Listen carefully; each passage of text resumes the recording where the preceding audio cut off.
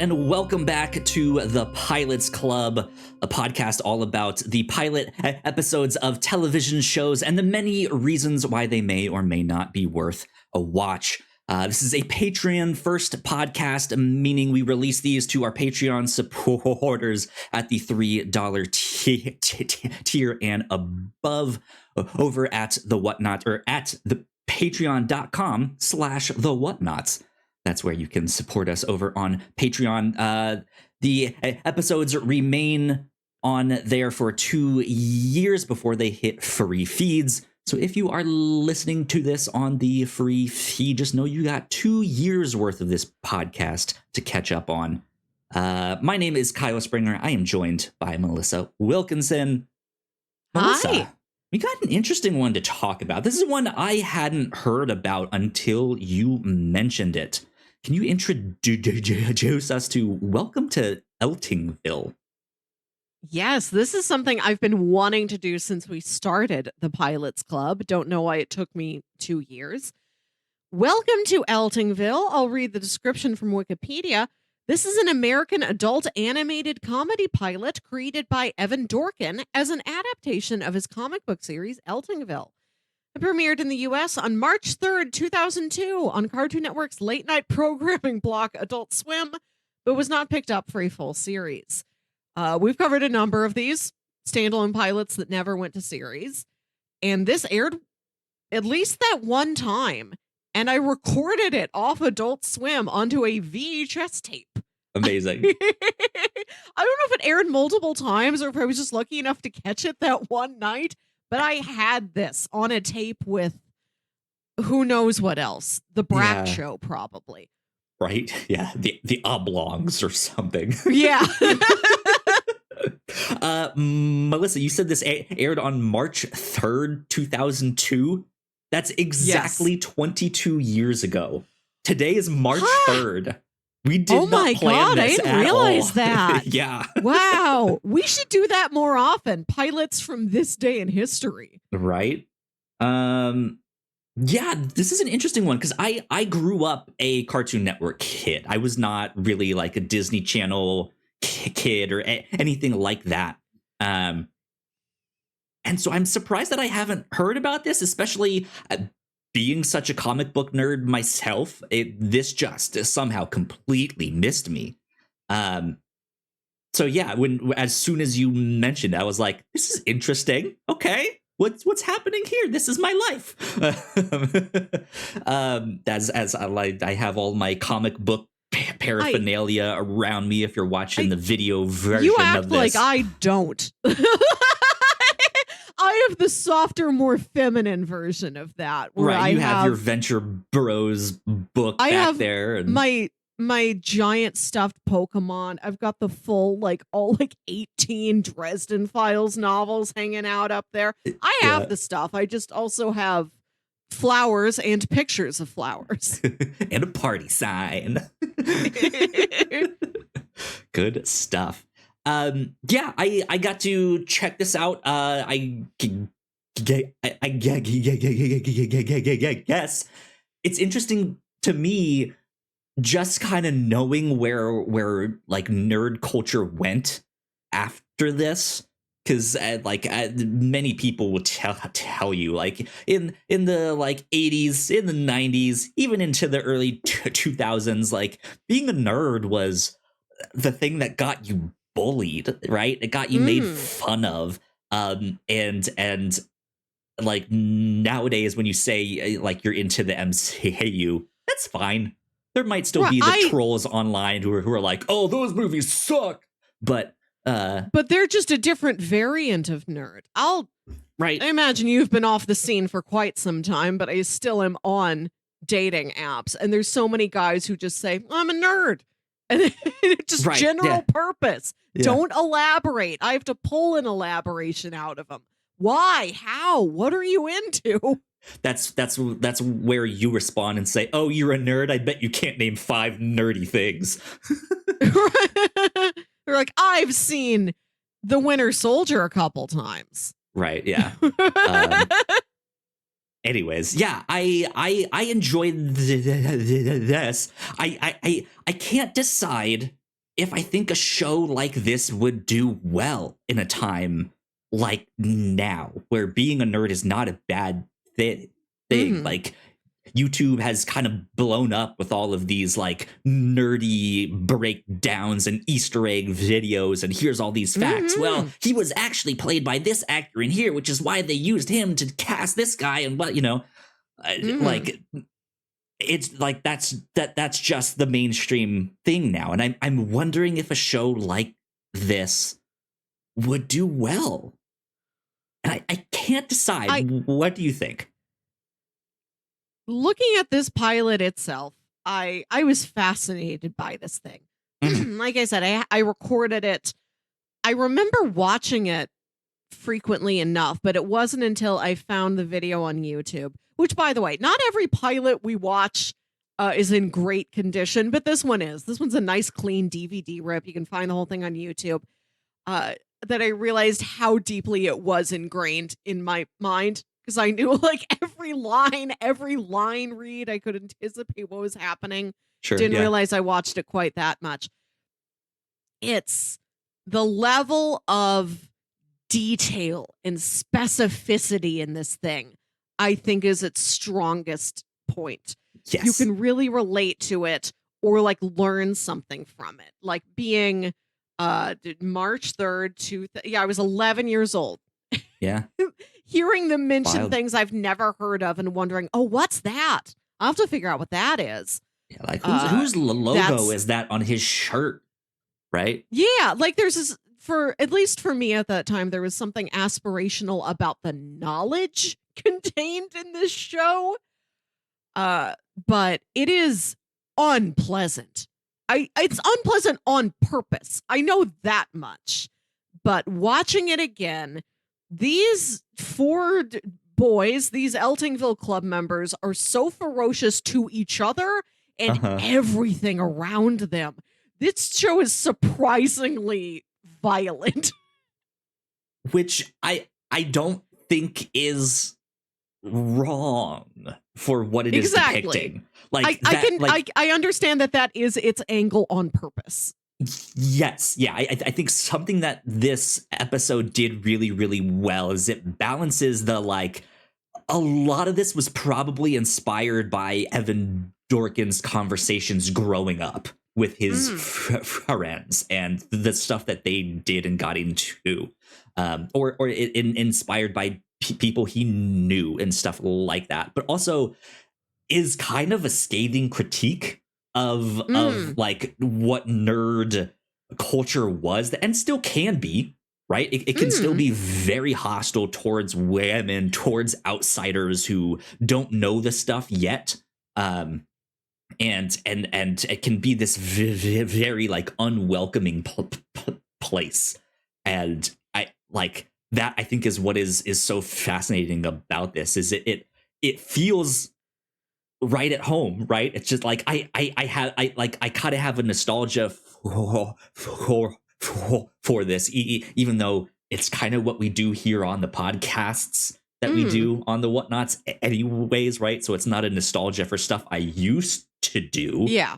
But also, yeah, it's just like, man, I wish what we did wasn't so gatekeepy at time, or like I hopefully you like we aren't seen as that, but I know that nerds can certainly still be very much gatekeepy. Name 5 Batman villains besides Joker. Nerds have proliferated and become so many more things. Like these guys don't not exist, but there's 20 other types of guys who do exist now. Right, and this show is presenting a very narrow view. Again, I think that is its intention. Let's take these 4 characters who are these very extreme examples. And the blonde kid seems fine. You know, the most well adjusted. Right. I was looking at YouTube comments and everybody's like, Jerry's good. The rest of the guys suck, but protect Jerry at all costs. Yeah. Right. So you just mentioned that it takes kind of a real narrow approach. I I don't know if it necessarily does, though. In terms of the temperaments of these four main characters. Okay, sure. And yes. you don't the surrounding characters you see for a joke or a line or two are not that far. They're not as like I said, ferocious as the main people we are spending our time with. Sure. Yeah. But they're all just sort of they're real classic dweebs. There's not a ton of I'd say like temperamental personality. Like you've got like different. I don't want to say it's not diverse in like race or body type or anything like that, but like they're all sort of the same classification of dweeb. Sure. There's nobody there who's like, oh, I'm a literature professor who loves comics, you know? Right. Yeah. The nerd culture has grown in that way, but I think like the backgrounds of the comic book store, the backgrounds of their basement where they have their bookshelves filled with stuff, ranges from like generic posters to like very specific, like, oh, that's the Kenner doll of Boba Fett that's back there, right? And also ranges from like indie comics to underground comics to mainstream, like mainstream for us now, but like the like I said, the Star Wars thing, or to the kaiju monster. But then they also have like retro 70s sci-fi stuff. They are also nerdy about like Steven Spielberg's filmography and composers in films and stuff like that. I did note that the I think the characterization is narrow, but the knowledge being brought to the show is very wide. Right. It is from 2002. It is from this time when like 70s sci-fi was more of an active topic. Like, I don't think anybody today, if you go into your local comic store and point at 10 people, none of them can tell you that much about like Flash Gordon anymore, probably.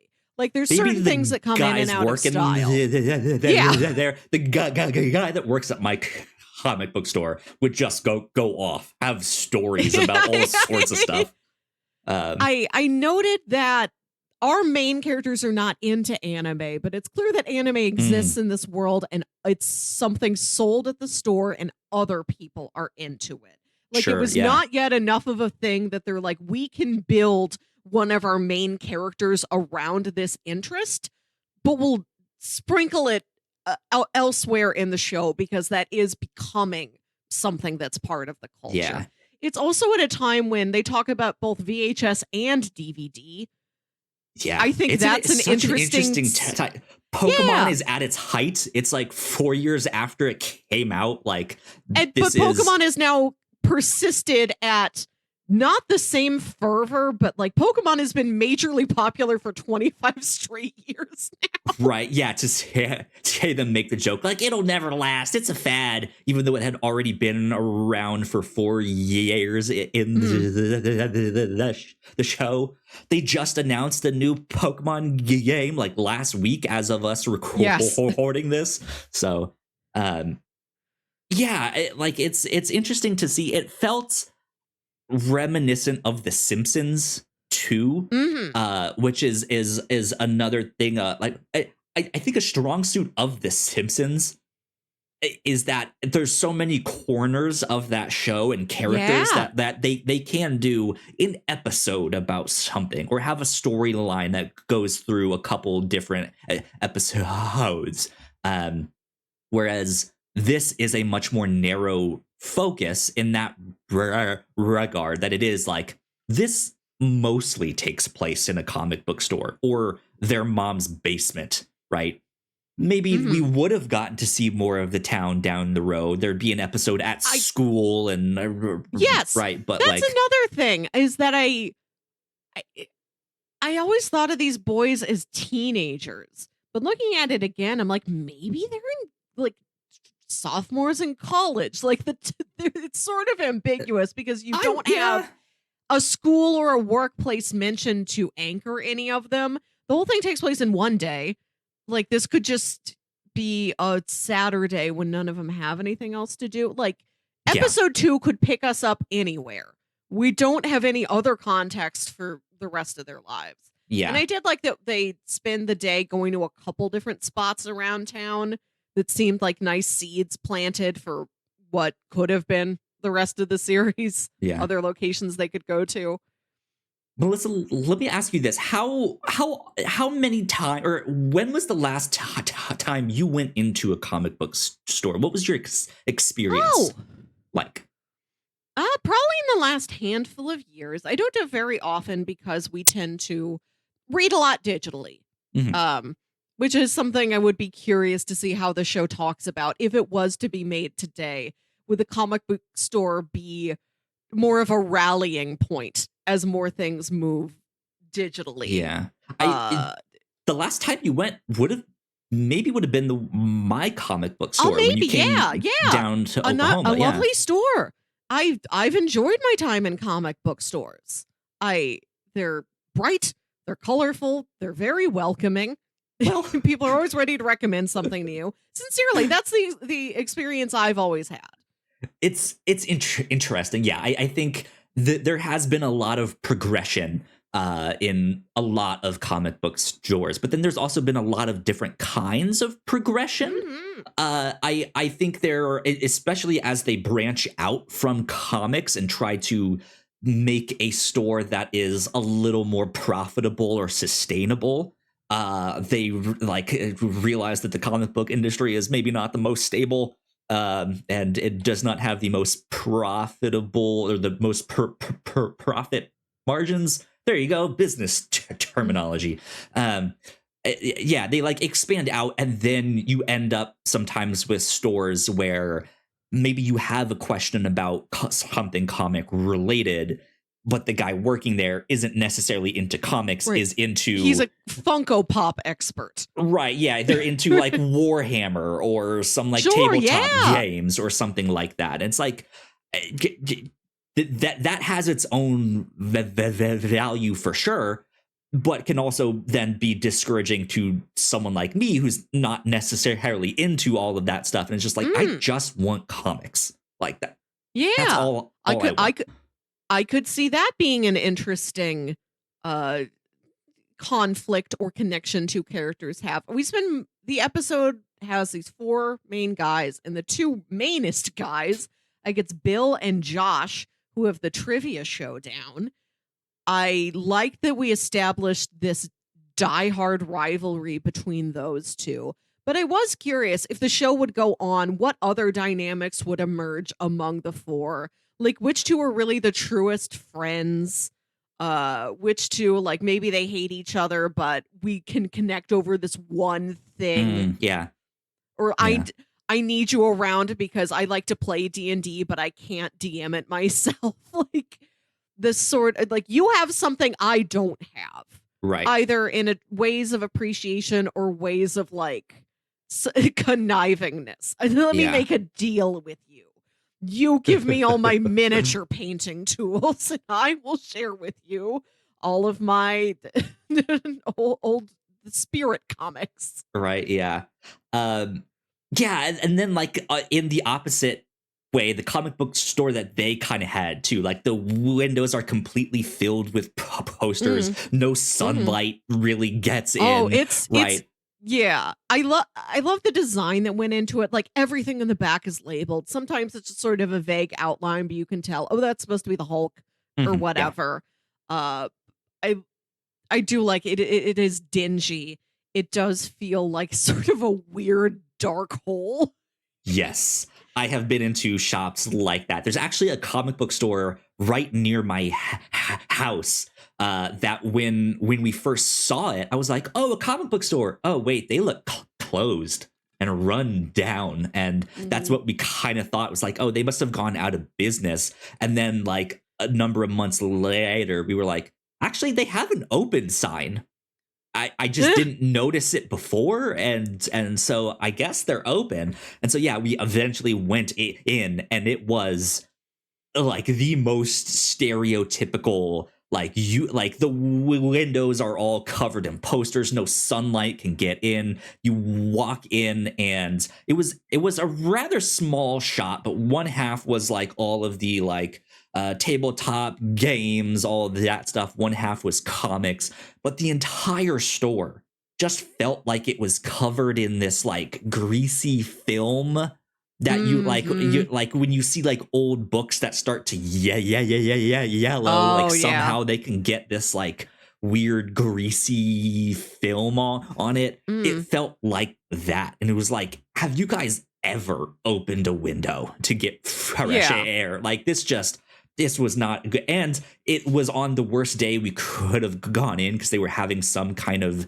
gaming tournament, which I don't mind in and of itself, but it was your stereotypical, like, at least 3 of these people have not bathed in a week. I can smell all of you, plus 3 other of you have Indian food in here, or just like one of you has fish. Like you all have food that smells, like has really pungent smells, and it like, this is a store that no light, no windows, like no circulation, like this is not good, like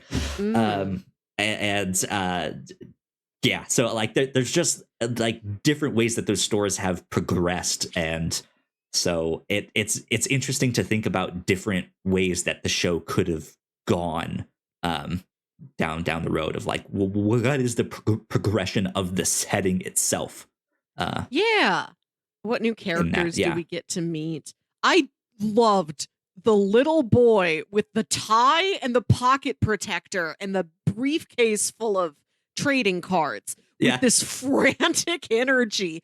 He's got like coked up 80s businessman energy, but he's a really 9-year-old getting Yu-Gi-Oh cards. Yeah, absolutely. And they just completely beat up on him. He gets eaten by vultures. Right. The careless violence of the show is such an odd thing looking back at it. And there's a lot of mention of specific real world things. They talk about Star Trek or Wonder Woman, but it also has its own fictional superheroes within this universe. And there's one called Major Violence, who's on like all of the posters and t-shirts. It seems like it's kind of a Judge Dredd type.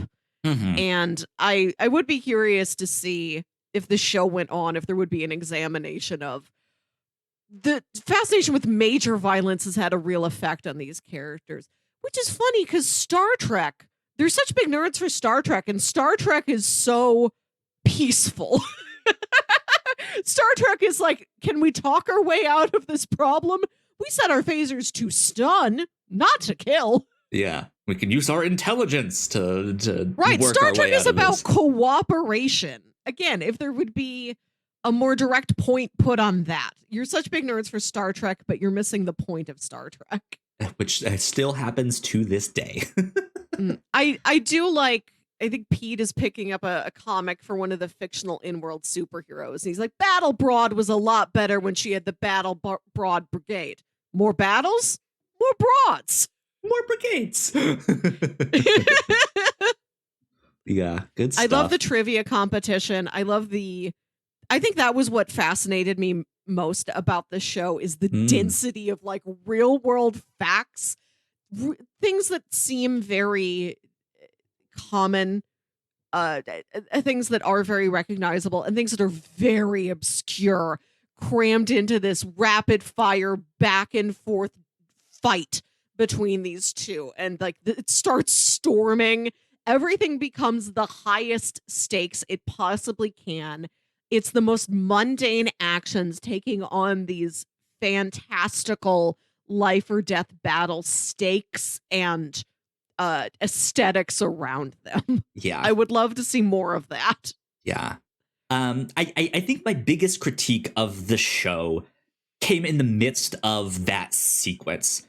As much as I liked the kind of trivia battle that they were in, I think it either went too long like I kind of got the point that they were in this deep battle for a long, long time, and everyone is just gathered around watching them. Or I think, I mean, it is only the pilot, so who knows what they would have changed. I think you need other characters outside of this outside of this like nerd culture group to then be like, okay, what's the B plot happening with the cheerleaders or something like that, so that I can go follow them for a little bit and then come back to them still in the midst of the, but who starred in the blah, blah, blah, blah, blah, blah, blah, blah, right? And I think because it's so hyper focused, it does what also happens to a lot of nerds, is when they want to share their love or joy for something, just completely overwhelm you with no, but then this and that happened, and then this and then that, and they're just like, whoa, guy, like I can't understand all of this. Like, let me just at least watch an episode first, right? Like, I loved the density of the trivia, but then I also grew up to become a bar trivia host. So me and this thing operate on the same frequency. Right. Yeah. You're like, taking notes. I could use that. Okay. There you go. Good stuff. Good stuff. Yeah. Do you have any other kind of final thoughts you want to mention on Welcome to Eltingville? No, I think this was a fun revisit. If you've never seen it before, if you go in knowing, I think it's the fact that it's such a product of its time could be grating, but also could be fascinating. Like I said, you're looking at a time when DVDs and VHS are both in play. Anime's on the scene, but not a major focus yet. Right. Yeah. Interesting time capsule. There you go. Good stuff. Well, for next month, when we first started the podcast here, our Patreon exclusive show, the Pilots Club, Melissa, you brought to the table one time, let's watch a pilot for something that is airing right now, airing currently. And so I kind of want to do that again, something that is coming out right now. And so I am suggesting we watch the pilot for Shogun, the new show from FX. You guys can watch this on Hulu.